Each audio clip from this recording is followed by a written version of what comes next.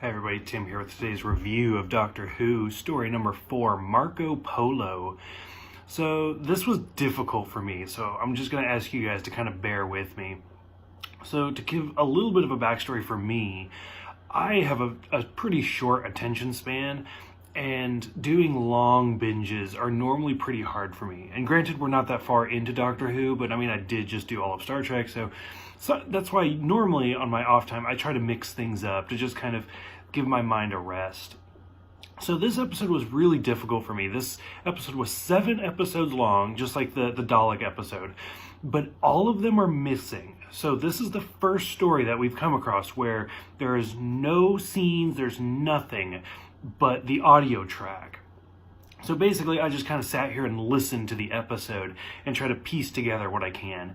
To give like a little bit, so basically the team that arrive in the Himalayas in 1289, I think it was, and they encounter Marco Polo on his way to Kublai Khan.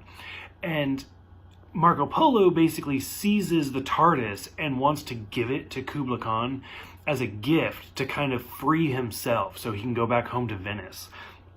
Now, during this, we have Susan who meets Ping Cho, who is also 16 years old, but she's supposed to be getting married to a 70-year-old man. And so there's some conversation between the two of them. There's all sorts of different shenanigans. At one point, they run out of water, but the Doctor realizes that inside the TARDIS, there's condensation, and so he uses that. They go into the Cave of 500 Eyes, where they realize that Taganen, I think was his name, who is basically with Marco Polo, is trying to basically undermine him to make himself look better to the Khan. And there's all sorts of stuff there's a lot going on in this episode, but for me, maybe it's because I couldn't see it and I could only hear it.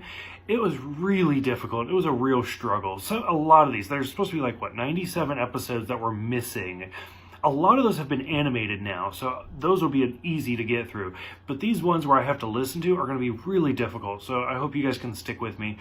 Overall, I mean, this felt like a really good episode. William Hartnell seemed to bring it to his all. At one point he's crying, at one point he's laughing. There's a scene where he's supposed to be bending down to bow down to Kublai Khan, but he can't really do it because of his back.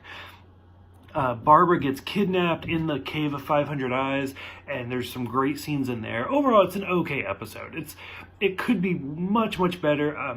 The actress that played Susan Foreman has said that this was her favorite episode for the scenes for the part of the series that she was in. And again, maybe if I had the visuals, it would have been a lot better. But for just the audio, it's pretty good. It's a solid episode. So if you guys have seen this one, or if you guys have listened to any of the missing episodes, do you guys find it difficult to get into them? What do you guys think?